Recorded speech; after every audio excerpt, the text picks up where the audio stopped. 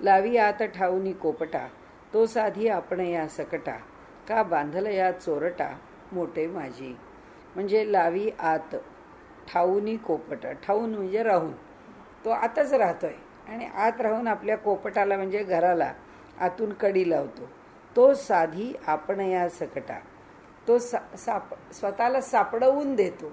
म्हणजे आपल्या घरामध्ये कोणी चोर आले किंवा आपल्या घरामध्ये कोणी आपल्याला पकडायला आलंय, तर आपल्याच घरात आपणच कडी लावून आतमध्ये जर बसलो तर तो मनुष्य दरवाजा उघडून तुमच्या घरात येऊन तो तुम्हाला पकडून घेऊनच जाईल.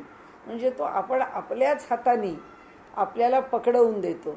जसं एखादा चोर का बांधलं या चोरटा मोठे बांजी, किंवा एखादा चोर जेव्हा चोरी करतो तेव्हा चोरीचा मिळवलेला सगळा माल कशात तरी एका गाठोड्यात बांधतो. आता नुसत्या गाठोड्यात माल न बांधता स्वतःलाही त्या गाठोड्यात बांधून घेतलं तर समोरचा माणूस तुम्हाला तिथे राहू देणार आहे का? तर गाठोडं उचलेल तेव्हा तूही उचलला जाशील. म्हणजे तुझ्या सकट ती गोष्ट निघून जाईल. आता हा सर्व विषय कशा करता चाललाय? ज्ञान आणि अज्ञानाकरता. जेव्हा अज्ञानाची निवृत्ती होते त्यावेळी ज्ञान नावाची गोष्ट सांगायला शिल्लक राहतच नाही. कारण अज्ञान जेव्हा जातं तेव्हा ज्ञानही त्याच्याबरोबर निघूनच जातं.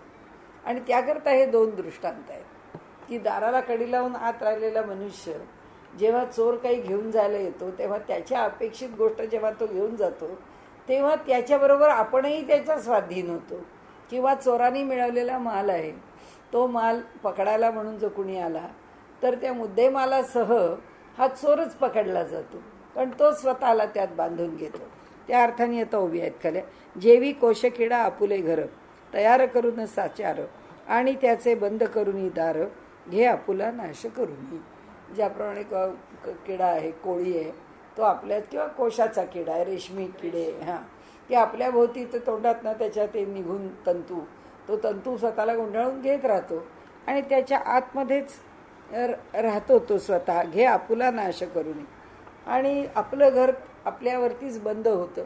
मग आपल्याला माहिती आहे ते रेशमी किड्याची पैदास आहे, ते सगळं घेतलं की ते सगळे किडे गरम पाण्यामध्ये टाकले जातात, रेशीम दूर केलं जातं, किडा मरतो. म्हणजे आपण स्वतः आपलं घर बांधून आपणच स्वतः आपल्याला मारून घेणं. चोरटा करुनी चोरी, तिची मोठ बांधून खरी, आणि भये लपे ती भीतरी.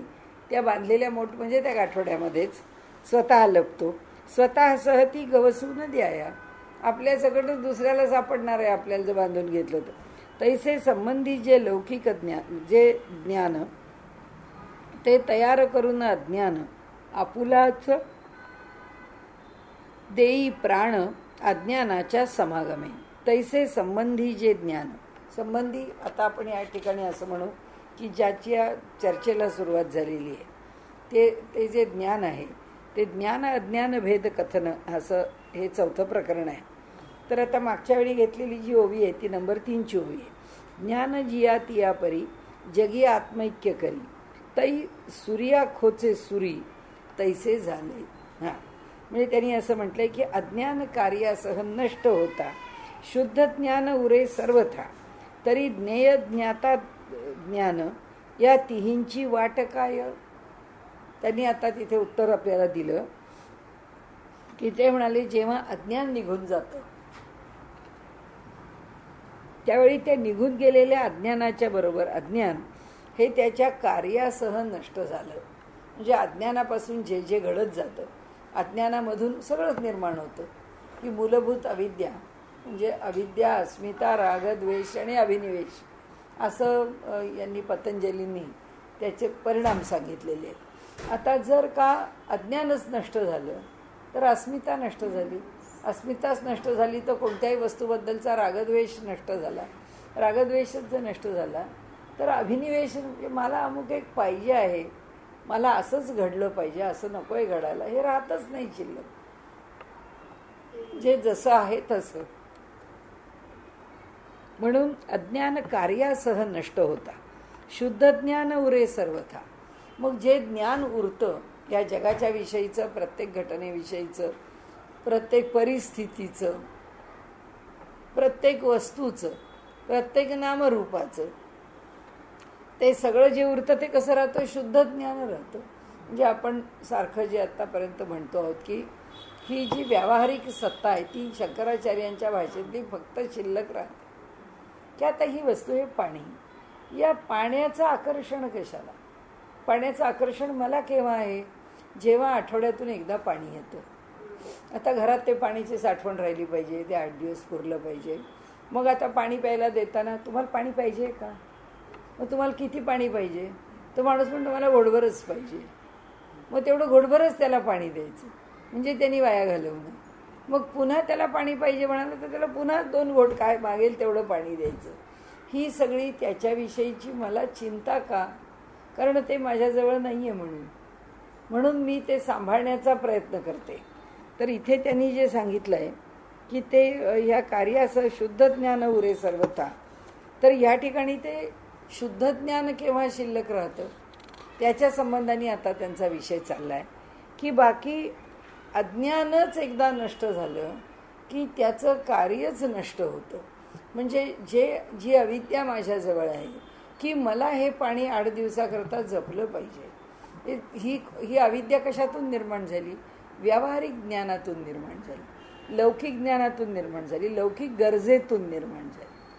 आता जेव्हा हा अभिनिवेशच संपतो की मला हे पाणी 8 दिवस पुरवायचं आहे, अभिनिवेश गेला की त्याच्याविषयीचा रागद्वेष, म्हणजे हे टाकलं पाणी, एवढं पाणी वाया गेलं बघा, मी सांगत होते एवढं पाणी देऊ नका, जेवढं पाहिजे तेवढं द्या. म्हणजे आपलं पाणी शिल्लक राहिलं असतं ना, की माणूस आपण म्हणजे लगेच कोणाला तरी आपल्या मुलीला जो कोणी पाणी आणून देऊ त्याला नाही विचारून देत जा. जेवायला वाढताना आपण म्हणतो अहो वाढायचं आहे ना, त्याला विचारा ना. तो माणूस खाणार असेल त्यांनी पानामध्ये अन्न टाकलं, एवढं मोठं अन्न वाया गेलं. याच्याविषयीचा जो मनात तिरस्कार निर्माण झाला तो कशातून निर्माण झाला? राग, म्हणजे आसक्तीतून. कारण ते अन्न मी इतक्या कष्टाने बनवलं आहे, हो ते टाकण्याकरता बनवलं आहे का? ते कोणाला तरी खाऊ दे ना. या माणसाला जर खायचं नसेल तर तो दुसरा कोणी खाईल, पण ते अन्न त्याच्या पानात का वाया घालवायचं? की तो वाया घालवतो किंवा तो खातो. व्यवहारतः हे योग्य का योग्य हा विषय नाही आहे. आता आपला विषय चालला आहे तो फक्त हे कशातून निर्माण होतं, हे ज्याच्यातून निर्माण होतं ती जी अविद्या आहे, ती अविद्या माझ्या ठिकाणी अस्मिता निर्माण करते. ती अस्मिता काय आहे की पैसे मी कमवलेत, कष्ट मी केलेत, लोकांकरता खाण्यासाठी म्हणून हा पदार्थ मी खूप चवी परीने फार खटपट करून बनवला, तो जो पदार्थ असा लोकांनी टाकला तर मला बरा वाटणार नाही.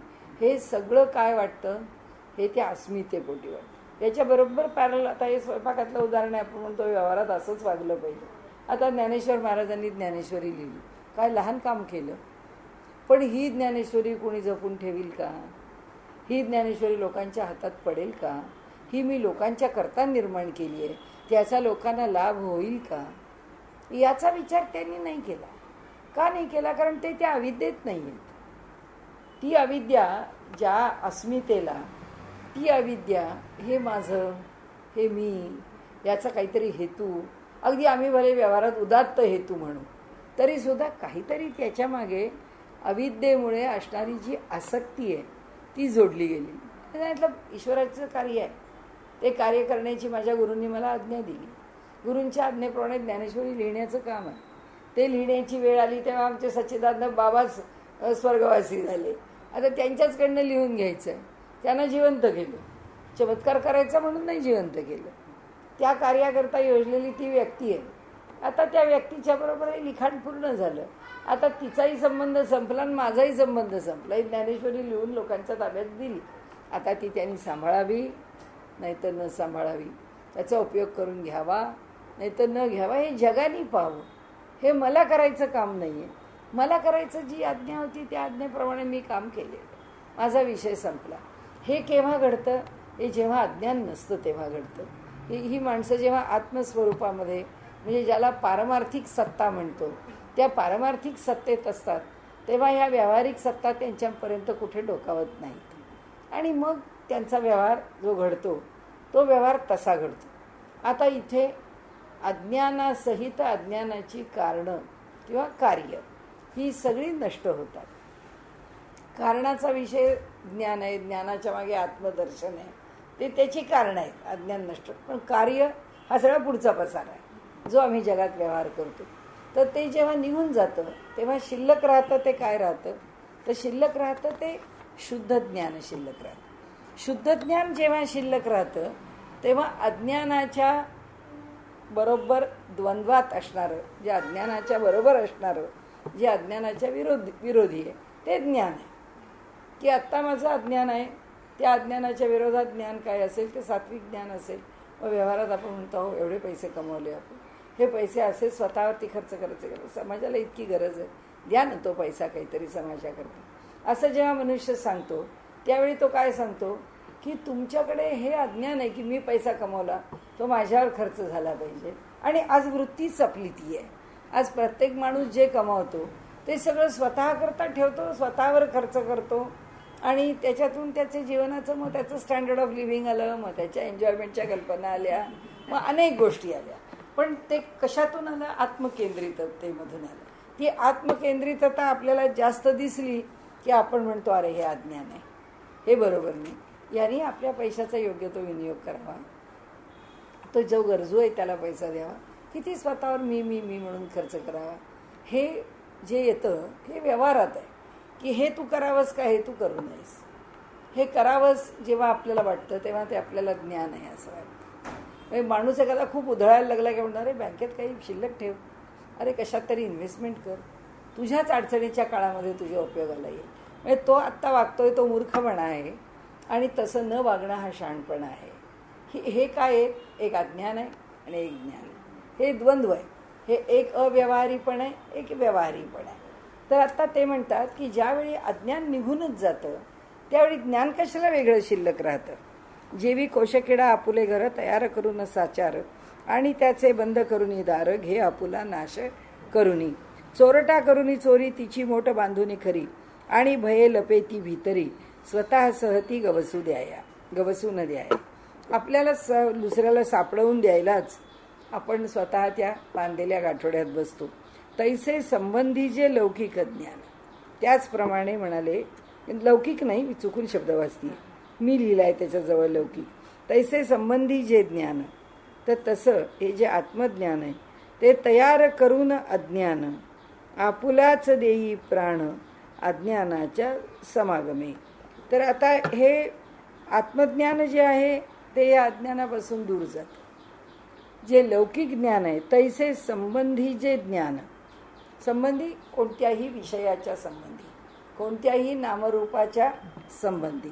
म्हणजे आता ज्ञान किती प्रकारची विचारात घ्यायची, त्यांनी आधी मागच्या ओळीत सांगितलेलं शुद्ध ज्ञान, त्याच्यानंतर हे दुसरं काय आहे तर संबंधी ज्ञान, कुठल्याही गोष्टीशी निगडीत म्हणजे नामरूपाशी निगडीत असलेलं ज्ञान. आता ते नामरूपाशी किंवा संबंधाशी निगडीत असलेलं ज्ञान काय करतं, ते तयार करून अज्ञान, ते अज्ञानाला निर्माण करतं. आपुलाच देई प्राण अज्ञानाच्या समागमे.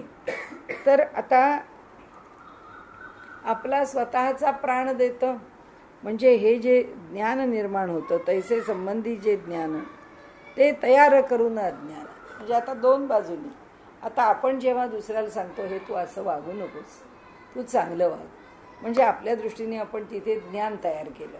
पण ते जेव्हा मी ज्ञानाला उभं केलं त्यावेळी अज्ञान उभंच राहिलं. का उभं राहिलं? कारण मी हे चांगलं आहे असं म्हणते, त्यावेळी हे वाईट आहे हे अध्यारूत उभंच आहे. ते वाईट उभं आहे म्हणूनच हे चांगलं असं उभं आहे. म्हणजे जेव्हा हे चांगलं कर किंवा हे ज्ञान आहे, हे जेव्हा ज्ञान ह्या पातळीवरती विचारात घेतलं जातं त्या क्षणी अज्ञान नावाची गोष्ट उभीच आहे. म्हणजे आता इथे संबंधित ज्ञानामध्ये ज्ञान, व्यावहारिक ज्ञान, ज्याला द्वंद्वातलं अज्ञान उभं करण्याचंच सामर्थ्य आहे. कारण ते लौकिकातलं आहे, ते या जगातलं आहे. आणि या जगात आम्ही असंच ज्ञान उभं करतो. आपण म्हणतो ना, नाही तुम्ही त्या माणसाचा सल्ला घ्या, तो मनुष्य तुम्हाला योग्य सल्ला देईल, निरपेक्ष सल्ला देईल, त्याला तुमच्याकडनं काही घ्यायचं नाही आहे. असं जेव्हा आम्ही एखाद्याला सांगतो त्यावेळी तो निरपेक्ष सल्ला देतो, तोच निरपेक्ष सल्ला देतो तेव्हा आम्हाला तो काय सांगतो किंवा तो काय उभं करतो की हे सगळं त्याच्यातलं वाईट आहे, हे सगळं वाईट आहे म्हणून हे चांगलं आहे, वाईट आहे म्हणून चांगलं आहे. हे जेव्हा येतं तेव्हा जेव्हा हे चांगलं आहे म्हणतो तेव्हा काहीतरी वाईट आहे हे त्याच्यात अध्यारूतच आहे. हां, आता जे शुद्ध ज्ञान आहे त्याच्यामध्ये हे काही येत, त्याच्याशी याचा काही संबंध येत नाही. म्हणजे या जगात अविद्येपासून किंवा अज्ञानापासून सगळी जी पुढची परंपरा सुरू होते साखळीची, ती प्रत्येक परंपरा प्रत्येक टप्प्यावर ज्ञान आणि अज्ञान उत्पन्न करत असते. म्हणजे अविद्येतून अस्मिता म्हणजे मी माझं पण उभं राहिलं. तर ह्याच्यातून चांगलं काय की मी आहे ना, मला कोणी वाईट म्हणता कामा नये, मी चारित्र्यहीन असता कामा नये, मी भ्रष्टाचारी असता कामा नये, मी आळशी असता कामा नये, मी अज्ञानी असता कामा नये. मग मी किती चांगलं असावं ह्याचा मी माझ्याकडनं प्रयत्न करत राहीन आणि तो आयुष्यभर करत राहीन. हे त्या अस्मितेचं व्यवहाराच्या दृष्टीने चांगलं रूप आहे. मग आपण म्हणतो पहा, या माणसाने आपल्या आयुष्यामध्ये एक क्षणसुद्धा वाया घालवला नाही, या माणसाने आपल्या आयुष्यामध्ये एकही पाप केलं नसेल, या माणसाने आपल्या आयुष्यात एकही वाईट विचार केला नसेल, या माणसाच्याकडून कधी कोणती अयोग्य असं कार्य घडलं नसेल. हे सगळं केव्हा होतं की जेव्हा आम्ही त्या अस्मितेला ज्ञान नावाच्या बाजूत आम्हाला ठेवण्याचा प्रयत्न करतो. जेव्हा त्या ज्ञान नावाच्या बाजूत आम्हाला ठेवतो तेव्हा आम्हाला अज्ञान काय माहिती आहे. वेळ घालवणं अज्ञान आहे, वाईट बोलणं अज्ञान आहे, दुसऱ्याचे पैसे घेणं अज्ञान आहे. म्हणजे हे वाईट आहे, हे द्वंद्व मला नको आहे. म्हणजे माझी अस्मिता ही अशी जपली पाहिजे. म्हणजे आता आम्ही म्हणतो की मोदी कशी कॅरेक्टर आहे की बाबा त्यांनी असंच आयुष्य घालवलं. ह्या लौकिक जीवनामध्ये चांगल्यात चांगल्या गोष्टी अधिकाधिक मिळवण्याचा त्यांनी आपल्या आयुष्यात प्रयत्न केला आहे. माणूस सगळा कोणीच परफेक्ट नसतो, पण अधिकाधिक चांगला बनू शकतो, अधिकाधिक चांगला वागू शकतो. त्याच्या बाजूने ते काय, ते ज्ञान आहे. आणि जी माणसं आपल्या आयुष्यात अधिकाधिक चांगल्या गोष्टी मिळवतात त्यांना आपण मोठे म्हणतो. म्हणजे त्यांच्या आयुष्यात त्यांच्या हातून काही चुकाच होणार नाहीत का, त्यांच्या हातून काही गोष्टी निसटणारच नाहीत का, काही गोष्टी नजरेआड होणारच नाहीत. होणार आहे, माणूस आहे, काही घडू शकतं. पण अधिकाधिक चांगलं घडवायचा प्रयत्न करत राहतो. म्हणजे काय करतो तो, ज्ञानाबरोबर आपल्या चांगुलपणाबरोबरच वाईटपणा होतो. जन्माला घातलेलंच आहे. जन्माला का घातलं, कारण हे चांगलं आहे म्हणजे हे नाही आहे ते वाईट आहे असं. म्हणून ते सांगतात ज्ञान अज्ञान या दोघांचाही आपल्याला हे प्रकरणच काय आहे, ज्ञान अज्ञान भेद कथन, या दोघांच्या मधला भेद सांगत आपल्याला पुढे जायचं आहे. आगी पोता साचे निमिसे आपण पे जाळीले जैसे, ज्ञान अज्ञान नाशे तैसे झाले.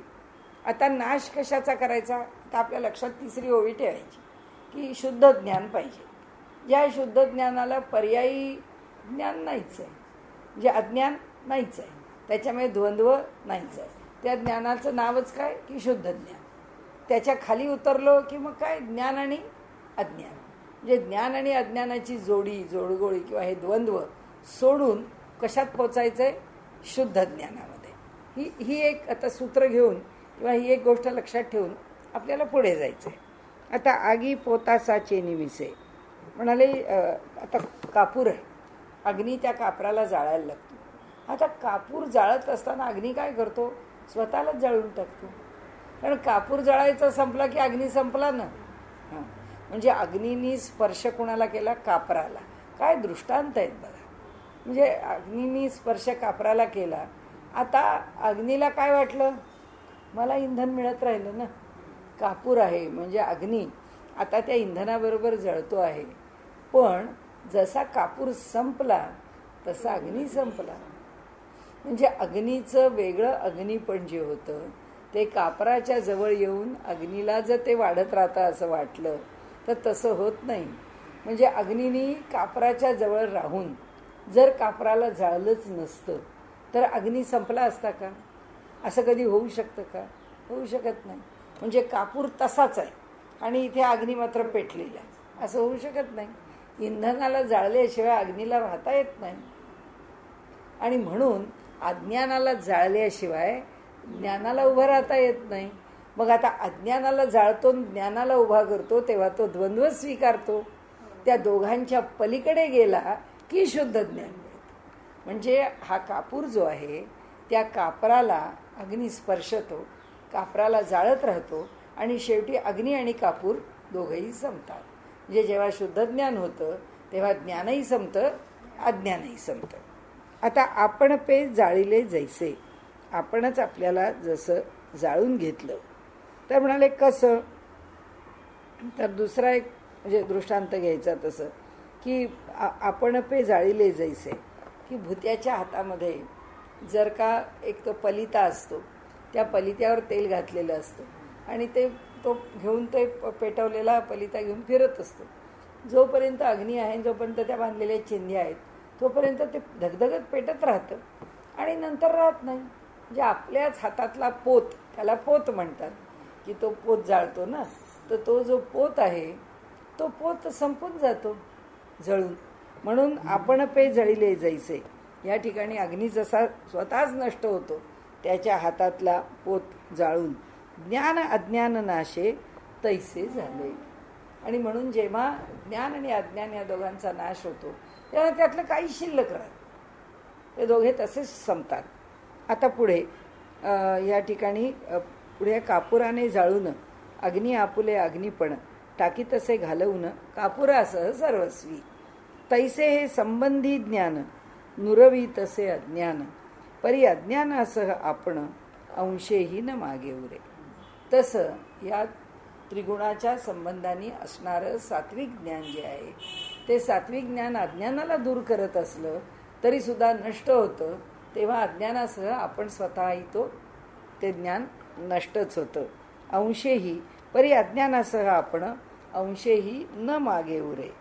म्हणाले, अज्ञानाचा टेका नसताही ज्ञानाधिका, फाके तव उफका आपुला पडे. म्हणाले, अज्ञानाचा टेका नसताना सुद्धा ज्ञान आहे, हे जे ज्ञान आहे ते आपला नाश करून घेतं.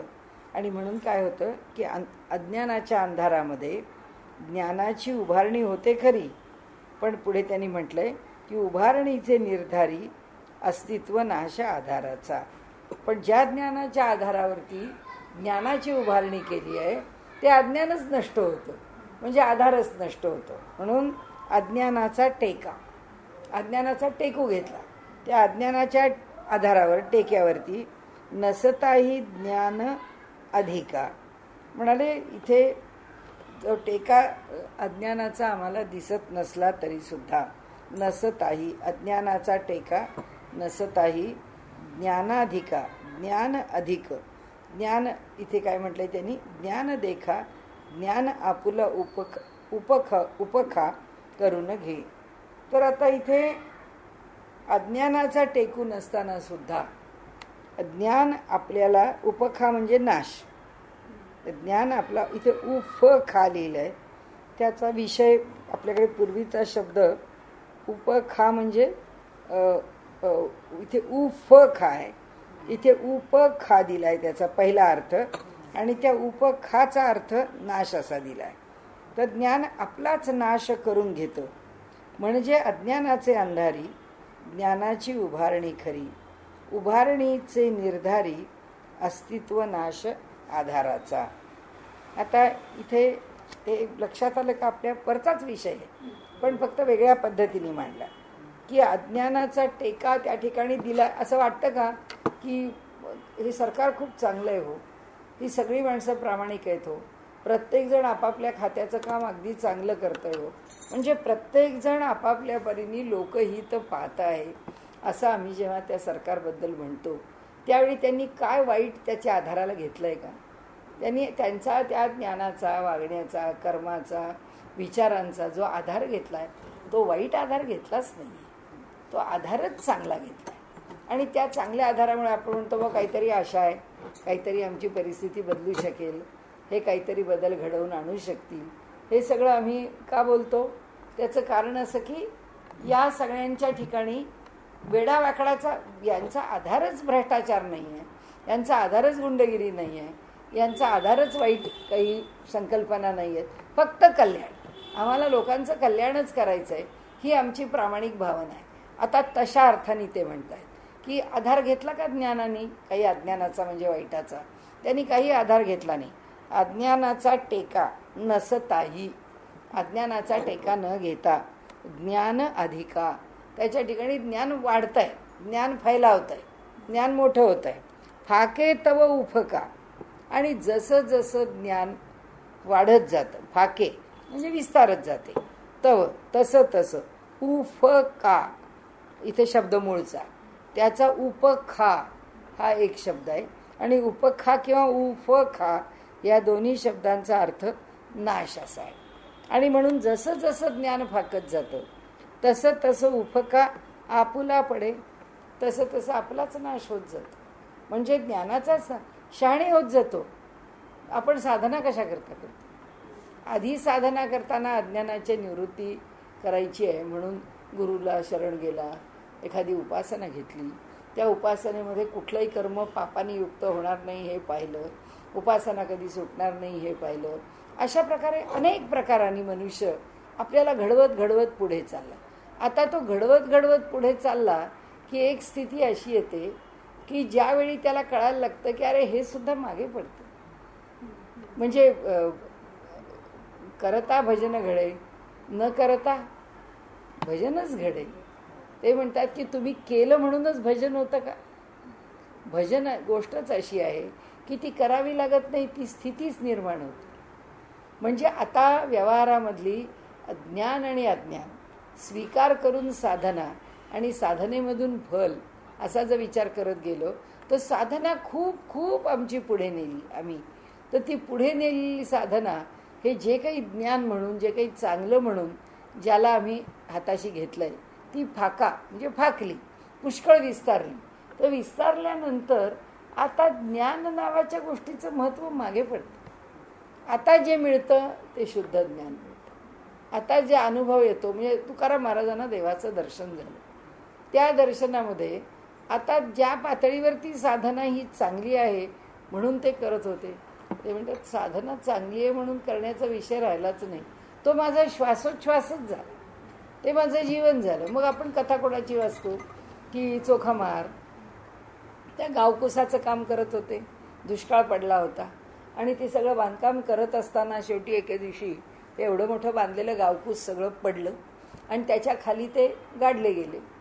आता त्यांचा शेवट करावा असं मुलांना जेव्हा वाटलं तेव्हा वडिलांची हाडं काहीतरी त्याच्यातला अस्थी काहीतरी मिळालं पाहिजे ना, की ज्याच्या आधाराने त्यांचा आपल्याला शेवट किंवा त्यांचा संस्कार, अंत्यसंस्कार म्हणा किंवा काही करता येईल.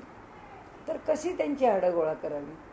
तर त्यांनी सांगितलं हाडं उचलून पाहावीत, ज्या हाडातून विठ्ठल विठ्ठल ऐकायला येईल ती चोखोबांची हाडं आहेत, जे त्या अस्थी त्यांच्या. मग अशी ती सगळी हाडं गोळा केली, मी त्या अस्थी गोळा केल्या. आणि याचा अर्थ काय झाला की आता ज्ञान म्हणून, साधना म्हणून काही शिल्लक राहिलं का? म्हणून घेतलं कीच नाम होतं का? केलं कीच भजन होतं का? न करता काय घडे? भजनच घडे. ते भजन तोंडाने करत राहावं लागतं असं नाही, तो जीवनाचा विषय, अस्तित्वाचं स्वरूप बनतं की त्याच्याशिवाय दुसरं अस्तित्व राहतच नाही. म्हणजे चांगुलपण मला बाणायचं आहे म्हणून ज्ञानाचा स्वीकार करणं आणि हाताने वेडवाकडं काही नच घडणं. ज्याच्याकरता आपण आत्तापर्यंत 100 वेळा जे उदाहरण घेतलं की स्पर्श रामकृष्णांना कुठल्याही धातूचा त्यांना सहनच झाला नाही. पैसा कधी त्यांच्या हातामध्ये त्यांनी धरलाच नाही, कारण कोणतीही वस्तू हातात पकडणे म्हणजे त्याचा स्वीकार करणे. तो स्वीकारच त्यांच्या देहाने टाकला आणि त्यामुळे देहधारणेपुरतं भोजन तेवढं शरीराने स्वीकारलं. याच्या पलीकडे त्यांच्या देहाने ते नेहमीच म्हणत असत की मी आता 4 माणसात राहण्याच्या लायकीचा राहिलोच नाही आहे, मी आता या सगळ्यापासून दूरच राहणं मला श्रेयस्कर आहे. असं का? कारण हे स्वीकारावं स्वीकारू नये याचा संग, मला पैशाचा संग मला कशाला, मला पैशाचा मोह नाही, मला पैसा नको हे कोण म्हणतो? जोपर्यंत पैसा हवा आहे या वृत्तीच्या विरोधात पैसा नको ही वृत्ती उभी राहिली, ही वृत्ती त्याच्या पलीकडे झाली. जेव्हा वृत्तीच अशी झाली की तिच्याकडे कशाचा संगच उरला नाही, आता पैशाचा उपयोग नाही, मला म्हणायचं काय कारण? म्हणून ते म्हणतात ज्या अज्ञानाचा टेकाच घेतला नाही पण तरीसुद्धा नुसत्या ज्ञानात जो राहिला, ते ज्ञान जसं विकसित झालं तसं ते ज्ञान स्वतःच आपल्या ठिकाणी संपलं. कारण ते ज्ञान या स्थितीला राहिलं नाही, कारण अज्ञानच राहिलं नाही शिल्लक. म्हणजे त्याचा टेका न घेता सुद्धा हे ज्ञान इतकं विस्तारलं की आता अज्ञान आणि ज्ञान ह्या गोष्टीचा तो पलीकडेच गेला. म्हणून ते आता पुढे म्हणतात आपल्याला, मी मनुष्य मर्त्य करता भोगता, हे जे जीवास वाटे सर्वथा, तेच आहे तत्वता स्वरूप त्या अज्ञानाचं. म्हणून आपण आता जे बोललो ना की ही स्थिती आली की करणारा मी नाही, मी मर्त्य नाही, मी भोगता पण नाही, यातलं काहीच वाटत नाही. जेव्हा हेच वाटत नाही तेव्हा ज्ञानाचं ज्ञान पण शिल्लकच राहील, तो शुद्ध स्वरूपाला गेला. आणि म्हणून ते म्हणतात की मी आणि मी शुद्ध बुद्ध नित्यमुक्त सच्चिदानंद स्वरूप सत्य ऐसे या वाटण्याप्रत ज्ञान ऐसे म्हणती. जेव्हा त्याची ही जाणीव उत्पन्न झाली तेव्हा लौकिक अज्ञान ज्ञान निघून गेलं.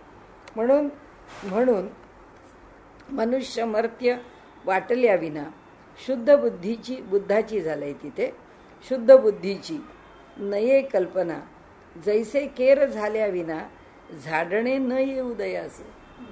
आम्हाला जर अस्वच्छता माहीतच नाही तर स्वच्छ करायचं आहे हा विषयच येत नाही. म्हणून जर मी शुद्ध बुद्ध नित्यमुक्तच आहे तर म्हणून मनुष्य मर्त्य वाटल्या विना, म्हणजे मी काही टिकणारा नाही, माझं काही जीवन नाही, मला जिवंत पण नाही. आपण आत्ता जी ती पुनर्जन्माची कथा आपल्याला एवढी भावली त्याचं कारण असं की माझा देह महत्त्वाचा नाही, माझं कर्म मला महत्त्वाचं आहे आणि मी केलेलं कर्म वेडवाकडं केलं नाही. त्यामुळे वेड्यावाकड्या कर्माचा डाग घेऊन मला राहायचं नाही. ते तेवढं दूर करू दे मला, ते मला दूर केलं पाहिजे. असं वाटलं म्हणून जन्म आहे, असं वाटलं म्हणून जिथं दूर करायचं आहे तिथंच जन्म आहे. तिथंच जन्माला येऊन तिथंच ते दूर करून त्याच ठिकाणी तो आपल्या स्वतःला त्या कर्माच्या त्याला जे नको आहे त्याच्या पाशातून मुक्त होतो आहे. असं त्याला का वाटतं आहे? कारण त्याला मी चांगला आहे ही भावना त्याला वेढू नये. ती भावना त्याच्या अंतःकरणामध्ये पक्की रुजू नये की नाही मला कसलाही कलंक लागता कामा नाही, माझ्यावरती हा असा कुठलाही आरोप येता कामा नाही. पण मी नेहमी पराशर मुनींचं म्हणते की पराशरांच्या पोटी व्यासांचा जन्म झाला आणि ती मत्स्यगंधा. लोक म्हणजे एवढा ब्रह्मज्ञानी पुरुष आणि हे काय प्रकरण आहे? त्या होडीमध्ये त्या मत्स्यगंधेला बोलावतात आणि एवढा 8 वर्षाचा व्यास म्हणजे ते जन्माला येतात, म्हणजे एवढा पुत्र त्यांना प्राप्त होतो. म्हणजे हा कसला ब्रह्मज्ञानी? मी ब्रह्मज्ञानी आहे याची जाणीव असेल तर मला काहीच नाही आहे. पुत्र प्राप्त झाला तरी मी तिथेच आहे. तो मी रानावनातून वैराग्याशी हिंडतोय तरी मी तिथंच आहे. फरक नाही ना कोणत्या स्थितीत. त्याचं कारण मी ही जाणीवच संपली आहे. हां, त्यामुळे मी मर्त्य आहे तर मी अमर आहे ही जाणीव आहे, मी अशुद्ध आहे तर मी शुद्ध आहे ही जाणीव आहे. म्हणजे मी शुद्ध बुद्ध नित्य मुक्त हे सांगतो केव्हा? जेव्हा हे मी नाही आहे हे सांगायचं आहे ते. आता तो त्याच्या पलीकडेच आहे.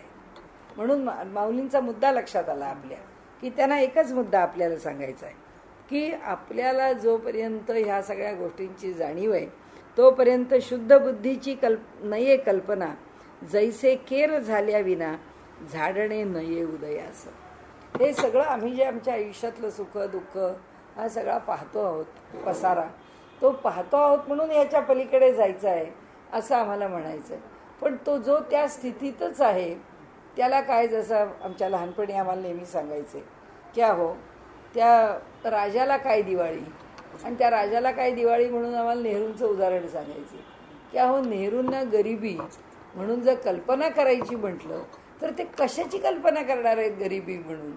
कारण ज्यांचे कपडेच विलायतेत जातात तिथून धुवून येतात, म्हणजे इथपासून ज्यांचं प्लॅटफॉर्मच इतका वरती आहे, जीवन जगण्याचा पायाच इतका वरती आहे की गरीब म्हणजे काय? हो बरोबर आहे, त्याला तिकडे इंग्लंडला कपडे पाठवायला परवडणार नाहीत मग तो हिंदुस्थानात धुवत असेल.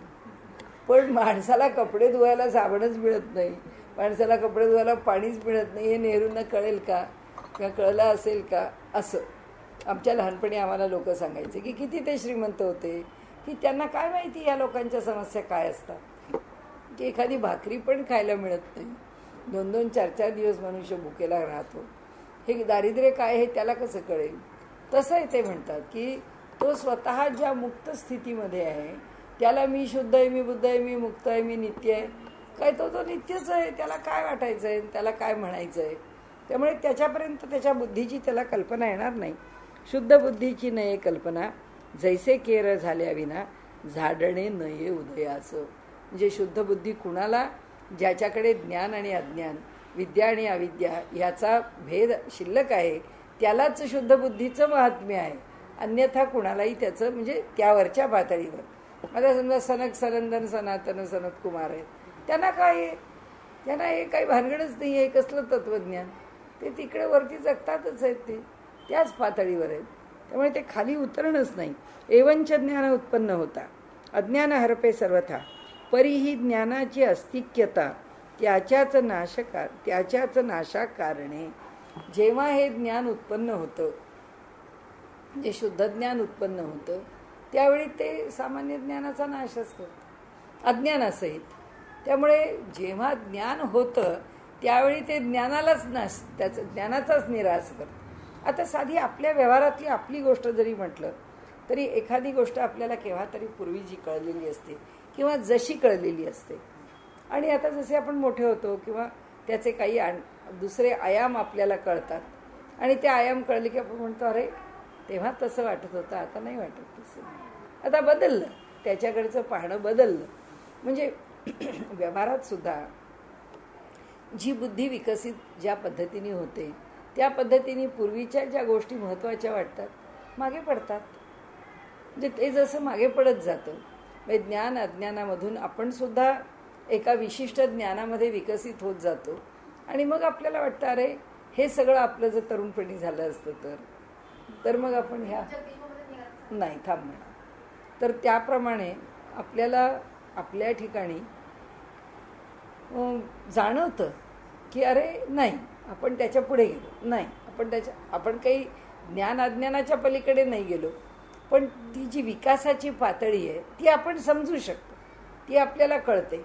आपण म्हणतो की दया पूर्वीसुद्धा आपल्याला वाटत होती, कुणाला त्रास झाला तर आपल्याला सहन होत नव्हतं, पण आता आपली सेन्सिटिव्हिटी आणखी वाढली आहे.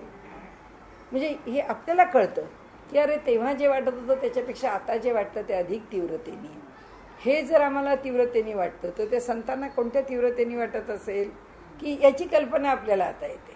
म्हणजे ते असं म्हणतात की हे जे आम्ही ज्याला आधी ज्ञान म्हणत होतो ते ज्ञानाची पोच किंवा ज्ञानाचा विकास किंवा त्याची व्यापकता जशी वाढत जाते तसं तसं त्या पहिल्या ज्ञानाचा संकोच कळायला लागतो आणि तो पुढे पुढे जातो. म्हणजे तो स्वतःला संपवतो. त्यावेळी ते ज्ञान वाटलं होतं, आता नाही ते वाटत. म्हणजे आपल्याला कळत जातं आपलं मन जे आहे ते जितकं चांगलं, जितकं नितळ, जितका विचार करण्याच्या बाबतीमध्ये अधिक सूक्ष्म संवेदनाक्षम होत जातं, तसं तसं आपल्याला त्या प्रत्येक गोष्टीकडे पाहण्याची जी बुद्धी आहे ती बदलत जाते. म्हणून तुम्हाला म्हणतं ना की कुणाशी तरी पहिल्यांदा भांडत असताना अग्र का माणसानी कुठलाही अन्याय का सहन करावा असं म्हणून जे आता असं काय अन्याय कसलं न्याय कसं सोडून द्या, हे सगळं या गोष्टींच्या पलीकडे आपण याच्या पलीकडे जावं. म्हणजे तेव्हा वाटत होतं ते चूक होतं का, तेव्हा आपल्या दृष्टीने ते बरोबर होतं, हे असंच झालं पाहिजे, आणि जेव्हा त्याच्या पलीकडे आलो तेव्हा असं वाटतं हे आता बरोबर आहे. मग आता जर आपण थोडंसं मागे पुढे वळून पाहायला लागलो की मग आपल्याला कळत जातं की नाही उद्या कदाचित याच्याही पलीकडची स्टेज येईल, ती आपल्याला कदाचित फारच शांत बनवेल किंवा ती कदाचित आपल्याला काही वेगळाच आनंद देईल, माहीत नाही. पण हे जेव्हा येतं तेव्हा मागचं ज्ञान संपतं ना, म्हणजे त्या ज्ञानाचा नाशच होतो ना. तसं त्यांनी म्हटलं की ह्या सगळ्याच्या पलीकडे आम्ही जेव्हा जातो त्या शुद्ध ज्ञानात तेव्हा हे ज्ञान संपून जातं, नष्ट होऊन जातं. म्हणजे ज्ञान जे आधारा वाचून एकटे उरे आपण ते करून घ्या या कारण उपरवा म्हणा किंवा उपखा म्हणा म्हणजे नाश आपुला. म्हणजे हे जे अज्ञानाच्या आधाराशिवाय असणारं जे ज्ञान आहे, म्हणजे ज्ञान जे आधारा वाचून एकटे उरे आपण ते जेव्हा एकटं एक राहतं ते करून घ्या या कारण उपखा किंवा उपरवा म्हणजे नाश आपुला. आता त्याचा उच्चार कसाही करता येईल, पण आपण आपला उपखा आहे म्हणून उपखा म्हणावं उपरवा म्हणण्यापेक्षा, कारण हे उपखा आहे ना, तर मग आपण हे उपखा म्हणावं. तर कारण छापताना ते उपरवासारखं छापलं आहे, खासारखं छापलं नाही गेलेलं. हां, तर म्हणून ते उपखा म्हणजे नाश आपुला. म्हणजे एकापेक्षा एक वरच्या पातळीवरचं ज्ञान घेत असताना आपलाच नाश करत ते पुढे जातं. म्हणजे आपण जे म्हणतो ना की व्यवहारामधला एक खूप छान शब्द आहे, मला आवडतो तो, की आपली स्पर्धा फक्त आपल्याशीच आहे. हां, आपणच आपलं मिळवलेलं आहे ते मागे टाकायचं आहे, आणखीन जरा चांगलं मिळवायचं. जे मागे टाकतो ते म्हणजे नाशच होतो ना. म्हणजे आपण कुठे अज्ञानाशी जोडलेले आहोत, आपण ज्ञानाशीच जोडले. आपण ज्याला चांगलं म्हटलं होतं तेच मागे टाकलं, आणखीन चांगलं घेतलं, आणखीन चांगलं घेऊन ते मागे टाकलं, आणखीन पुढे चाललं.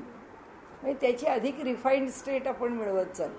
म्हणजे दूध जर आरोग्याला उपयुक्त आहे तसं दही आरोग्याला उपयुक्त आहे, ताक आरोग्याला उपयुक्त आहे, लोणी आरोग्याला उपयुक्त आहे, तूप त्याचा अगदी सूक्ष्म पातळी गाठली आपण. की दूध काय आहे, तुम्ही जर काढलं दूध आणि काढल्यापासून 5 तासात 4 तासात तापवलं नाही तर ते फुकट जाणार आहे. दही आहे, लागल्यापासून 2-3 तास राहिलं तर आंबट होणार आहे.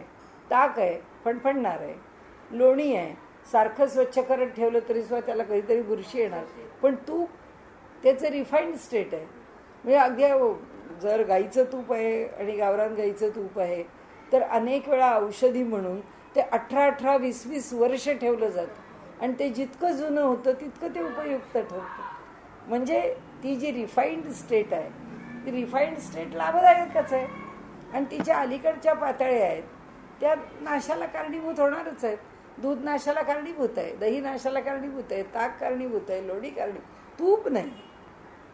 कारण ती त्याची पुढची म्हणजे आता परिणत स्थिती आहे. व्यवहाराच्या पातळीवरती त्याची हायएस्ट अवस्था आहे की आता ती विनाशीच वस्तू आहे. म्हणजे ती केव्हा तरी नाश पावेल का नाही हा विषय नाही, दृष्टांतापुरता की त्याच्यामधली ती स्थिती प्राप्त झाली की बाकीच्या खालच्या सगळ्या लाभदायी असल्या तरीसुद्धा त्या नाशालाच कारण आहेत. दशाही ते निमालिया येणे ये उवाया, ते केवळ नाशावया दीपाचे परी. म्हणाले दशाही ते निमावया, येणे जे उवाया म्हणजे उत्कर्ष, ते केवळ नाशावया दीपाचे परी. म्हणजे इथे ज्यावेळी संपत येते, म्हणजे लावलेलं दिवलाणं किंवा दिवा, त्या दिव्यातलं तेल जेव्हा संपत येतं तेव्हा शेवटी आधी वात मोठी होते आणि मग ती नाश पावते. ते केवळ नाशावया दीपाचे परी. म्हणजे जसा दिवा हा ही जी तेल संपलं तर शेवटी ते जसं उत्कर्षाला येतं. का उत्कर्षाला येतं? कारण नाश पावायचं असतं म्हणून. तर तसंच आहे म्हणाले, हे ज्ञान उत्कर्षाला काय येतं? कारण ते मागे सोडून द्यायचं आहे म्हणून. वात संपण्याचे वेळी मोठी होय दीपकळी, हे मोठे होण्याचं मुळी नाश वाया कारण आहे. अज्ञान वात संपते तेव्हाच ज्ञानज्योती मोठी होते, म्हणजे पूर्ण उदय पावते निजांगेसी. ती पूर्णपणे परी हा मोठेपणा नाश होण्यासाठी जाणार, निमालिया सानपणा मोठेपण मुळी नुरे. परी हा मोठेपणा नाश होण्यासाठी जाणार. ही जी वात ज्योत मोठी होते ती केवळ नाश होण्यासाठी. निमालिया सानपणा, निमालिया नष्ट झाला, लहानपणा नष्ट झाला, मोठेपण मुळी नुरे. लहानपण नष्ट झालं तर मोठेपण तरी राहणार आहे का? म्हणजे अज्ञान नष्ट झालं म्हणून ज्ञान तरी राहणार आहे का? नाही. कारण हे ज्ञान अज्ञान दोन्ही निघून जाऊन त्याच्या पलीकडे जायचं आहे. म्हणून तैसे अज्ञान गेल्यावरी ज्ञान मोठे होते जरी, नाश पावते तात्काळ परी आपुलेचं आपण. ते आपलंच आपल्या ठिकाणी नष्ट होऊन जातं. उठणे की पडणे कुचभाराचे कोण जाणे, फाकणे की सुकणे जावळाचे. म्हणाले ते जरा थोडासा हे म्हणजे दिलेलं आहे की मुलगी वयामध्ये येते तर त्याचे म्हणजे त्याची ती पक्वता सांगितलेली आहे. तर तेव्हा जेव्हा तो मोठं म्हणजे पूर्ण शरीर विकसित झालं त्यानंतर केव्हा ना केव्हा तरी ते पुन्हा त्याला पतनाचा काळ आहेच. आणि म्हणून वा जाईच्या फुलांचे जे विकसणे साचे, तेच कोमे जणे तयाचे सर्वतोपरी. म्हणजे जसं जाईची कळी होती, आपण आता कळी लहान आहे उद्याला येईल उमलून, तशी उद्याला ती उमलली. ती उमललेली कळी आहे ती उमलते कशा करतात? सुकण्या करताच. म्हणजे आपलं आयुष्य विकसित होत जातं ते वृद्धत्वाकडे येण्याकरता नाशाकडे हे स्वीकारायलाच पाहिजे. जेव्हा त्याचा विकास होतो आहे तेव्हा त्याचा नाश हा आहेच आहे. म्हणून तेच कोमेजणे तयाचे सर्वतोपरी, तरंगाचे रूपा येणे तयाची नाव निमणे, का विजूचे उदय जणे तोची असतू. आता तरंग जलावरती उत्पन्न झाला, उत्पन्न झालेला तरंग नष्ट होण्यासाठीच उत्पन्न झाला आहे. जशी वीज आहे, कडाडली आणि वीज उत्पन्न झाली, नाश होण्यासाठीच उत्पन्न झाली आहे. म्हणून जली तरंगाचा उदय तोच तयाचा होय लय, वा विजेची स्थिती बाह्य उदय तोच असतं. तरंग जली उदया येतो, तरंग नाव पावतो, येणे न येतो तोच जातो, विलयाते त्याच ठाई. तरंग म्हणतो म्हणतो आहे तोपर्यंत तो खाली उतरतो. अथवा ती सजल घनी उत्पन्न होते सौदामिनी, प्रकाशाते येऊनी नाशही पावे तात्काळ. तसंच विजेचं आहे, ती निर्माण होते आणि ताबडतोब नष्टही होते. म्हणजे तरंगाचे उठणे वा विजेचे उत्पन्न होणे हे त्यांच्याच नाशाकारणे झाले आहे. तैसे पिऊनी अज्ञान तववरी वाढे ज्ञान, जव आपुले निधन निशेष साधे. त्याचप्रमाणे अज्ञानाला पिऊन तोवरीच पोसे ज्ञान. कारण आता आपल्याला विषय कळला आहे, त्यामुळे आपण बराबरा पुढे जाऊया. तोवरीच पोसे ज्ञान की जोवरी न निरसन झाले त्याचे. म्हणजे अज्ञानाला नष्ट करून जेव्हा ज्ञान पुष्ट होतं की जोवरी न निरसन झाले त्याचे, जोपर्यंत ज्ञानाचं निरसन झालं नाही तोपर्यंत. केव्हा होणार नाही ज्ञानाचं निरसन? आम्ही त्याच ज्ञानावर अडकून पडलो की. म्हणजे साधनेची किंवा माऊलीनी शब्द वापरलाय सोहम भावाची अटक. म्हणजे 6 अहम या भावातच अडकून पडला, पुढं गेलाच नाही. म्हणून ही काय आहे, ही त्या ज्ञानाच्या ठिकाणी थांबून राहणं आहे. पण तिथे नाही थांबलं तरच पुढं जात राहणार आहे. म्हणून आपण कायमचं एक आपल्याला वचन घेतलं आहे. ते वचन असे गोरक्षनाथांचे, जो सामने आ गया दे दे उसे तू छकड. समोर आता अनुभव म्हणून उभं राहिला म्हणजे काय, ज्ञान. ते ज्ञान बाजूला सार, त्या ज्ञानातच डुंबत बसला तू तिथंच राहणार आहेस. ते बाजूला कर की तुला दुसरं ज्ञान होईल, ते बाजूला सार, पुढं ज्ञान होईल, ते बाजूला सार. हेच करत राहायचं आहे. कारण का, तर तो परमात्मा जो आहे तो ज्ञानरूप आहे आणि ते ज्ञान काय त्याचं एक आहे का, अनंत आहे. त्यामुळे तुला रोज एक नवा अनुभव आहे. त्या म्हणजे ह्या अध्यात्माच्या मार्गामध्ये बोरिंग काही नाही आहे. त्याचं दर्शन जरी झालं ना तरी रोज नवा अनुभव आहे. नित्य नूतन दिवाळी आहे, पण ती अनुभवली तर आहे. म्हणजे हे काय आहे, रोज काय भजन तेच तेच तेच तेच कंटाळवाणं, तर ते कंटाळवाणं होत नाही. कारण का, तर त्याच्यातलं जे अमृत आहे, म्हणजे त्याच्यातलं अमरत्व आहे किंवा त्याच्यातलं जे शाश्वतत्व आहे, ते ज्या क्षणी कळेल तेव्हा ते शब्द राहतच नाही. तो जो आनंद आहे, तो उल्हास आहे, तो उल्हास टिकतो. म्हणून ते म्हणतात कुठल्याही ज्ञानाला घट्ट मिठ्या मारून बसू नका, त्याला सोडा, पुढं चला, पुन्हा अनुभव आहे. म्हणजे अज्ञानाच्या ग्रासे ज्ञान येते उदय दशे, आणि तेही टिकत असे त्याच्या अस्तापर्यंत. अज्ञानाची दशा अज्ञानाने ग्रासलेलं बाजूला केलं, ज्ञान उत्पन्न झालं. उत्पन्न झालेलं ज्ञान कुठपर्यंत टिकतं, जोपर्यंत त्याचा अस्त होत नाही तोपर्यंत. म्हणजे कळी नावाची गोष्ट फुलाच्या रूपामध्ये उदयाला आली, आता तिचा अस्त ती कोमेजेपर्यंत, ती नष्ट वाळेपर्यंत. ती वाळली की पुन्हा दुसरीकडे उगवणारच आहे. आणि म्हणून तर तेनं त्यक्तेनं भुंजिता आहे. म्हणून तर ईशावास्य उपनिषदामध्ये कशाचाही उपभोग घेताना त्यागपूर्वक उपभोग घ्या. अरे तू काय काय उपभोग घेशील, तो तू ज्याचा उपभोग ते उद्या पुन्हा उभंच आहे घ्यायला. म्हणजे तुलाच ते संपवायचं आहे. म्हणजे श्रीखंड मला आवडतं, आयुष्यात केव्हा तरी श्रीखंडाच्या पलीकडची आवड उत्पन्न करायलाच पाहिजे. रोज उठून मला स्वयंपाक, आणि रोज उठून त्या स्वयंपाकाच्या विविधतेतली आवड मी जर जन्मभर जपली तर मी त्या अज्ञानाच्या बाहेर पडणारच नाही आहे, किंवा त्याच ज्ञानात मी गुरफटून राहणार आहे.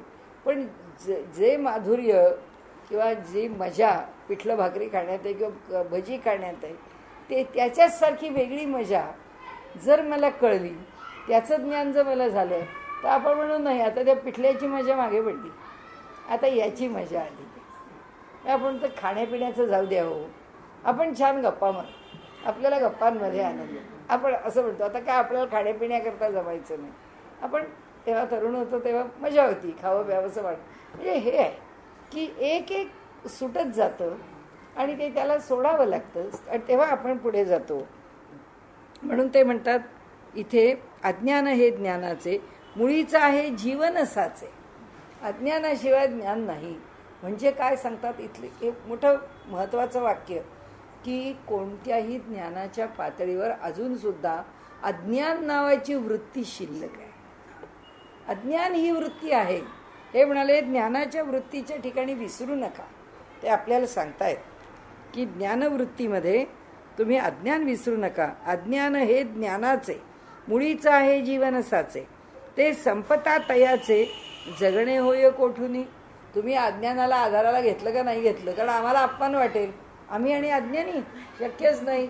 आम्ही ज्ञानाचे गड्डेच आहोत, त्यामुळे आम्ही अज्ञानी नाहीच आहोत. अहो म्हणाले, तुम्ही आहात की नाही माहीत नाही, पण ज्या क्षणी तुम्ही मी ज्ञान हा शब्द उच्चारता, मी ज्ञानी आहे म्हणा, नाही तर मला ज्ञान झालं आहे म्हणा, नाही तर मला तो विषय माहिती आहे म्हणा, किंवा त्या विषयाचा मी अभ्यास केला आहे म्हणा, हे कुठलंही वाक्य बोलता त्या क्षणी तुमचं अज्ञान आहेच. अज्ञान आहे म्हणूनच तुम्ही ज्ञानाच्या गप्पा मारताय, तोवर काही मारत नाही आहे. वा ज्ञाना कारण अज्ञान हे आयुष्य जाणं. म्हणजे जोपर्यंत या ज्ञानाशी आम्हाला खेळत बसायचं आहे. जसं आपल्याला म्हणजे विवेकानंद जेव्हा त्यांना ज्ञान झालं की आपल्याला आता काय जो त्यांनी ते गोल केलं की या दिवशी मला जायचं आहे याचं ज्ञान ज्या क्षणी झालं त्या क्षणी बाकीच्या सगळ्या गोष्टी सुटल्या आणि बाजूला झाले. पण रामकृष्णांनी त्यांना तोपर्यंत त्याच्या बाजूला केलं नव्हतं, कारण त्यांनी लोकांना जर ज्ञान द्यायचं आहे तर त्यांना त्या ज्ञानवृत्तीत राहिलं पाहिजे. आणि जेव्हा ते ज्ञानवृत्तीत राहत आहेत तेव्हा कशाचं तरी अज्ञान ठेवलं. म्हणजे आमच्या दृष्टीने ते अज्ञानी नाहीच आहेत, ते मोठे ज्ञानीच आहेत, परमज्ञानी आहेत. पण त्या परमज्ञानामध्ये सुद्धा काहीतरी अज्ञाताचा भाग ठेवलेला आहे की त्यांना माहीत नव्हतं आपला मृत्यू केव्हा आहे, आपण कोण आहोत, आपण कशाकरता आलो आहोत, या सगळ्याच ज्ञान त्यांना शेवटी झालं. ते ज्ञान झाल्याबरोबर सगळ्या बाहेरच्या वृत्ती संपल्याच, सगळंच संपलं. आता निघून जाण्याचीच इच्छा झाली, म्हणजे नाशच होतो. त्यांना सांगायचं आहे की त्या यथार्थ ज्ञानाचा लाभ झाला की नाशच आहे. की जे त्या ज्ञानाने युक्त आहेत, म्हणून योगसूत्रामध्ये सुद्धा प्रकृती लीन असं म्हटलेलं आहे एका प्रकारच्या मुक्त जीवाने, की ते प्रकृती टाकूनच देतात, देह टाकूनच देतात. तर करायचं आहे काय देह ठेवून. पण याच्या पलीकडच्या ज्या ज्ञानात आपण आहोत, आता देह ठेवला की ती अज्ञान वृत्ती धरावीच लागते, नकोच आहे ती. लौकिक वृत्ती जगण्याची जी वृत्ती आहे ती वृत्ती तर शिल्लक राहते. प्यायच्या वेळी पाणी प्यावं लागतं, जेवायच्या वेळी जेवायला लागतं, लोकांच्या बरोबर वावरताना वस्त्र प्रावरणाचं भान ठेवायला लागतं. हे सगळं कशा करता? रामकृष्ण म्हणायचे तसे, मला साधं माझी वस्त्र नाही सांभाळतायत आणि मला कुठं म्हणाले बाहेर घेऊन जाताय तुम्ही, कोणाच्या घरी चला म्हणून खूप लोकांनी आग्रह केला. तर रामकृष्णांची उत्तरं अशीच आहे, मला नाही म्हणाले माझं धोतर सांभाळतायत, असा त्यांनी शब्द वापरला आहे. म्हणाले मग वस्त्रप्रावरणं सांभाळणं ही एक वृत्तीच आहे ना, की आमचे कपडे आम्ही योग्य पद्धतीने घालून वावरणं. तर ह्या वृत्तीमध्ये त्यांना राहण्याची आता स्थितीच राहिली नाही. ते त्या उन्मनी मनाच्या पलीकडच्याच अवस्थेत आहेत सारखे. देहात असले तरी सुद्धा तीच अवस्था आली आहे. मग आता मी तुमच्यात कुठे येऊ, मी लौकिकात कुठे येऊ? तसं आहे इथे आपल्याला की वा ज्ञाना कारण अज्ञान हे आयुष्य जाणं, त्या वृत्तीशिवाय काम भागत नाही. आयुष्य संपल्या परिपूर्ण मुळीनं होय वाचणे.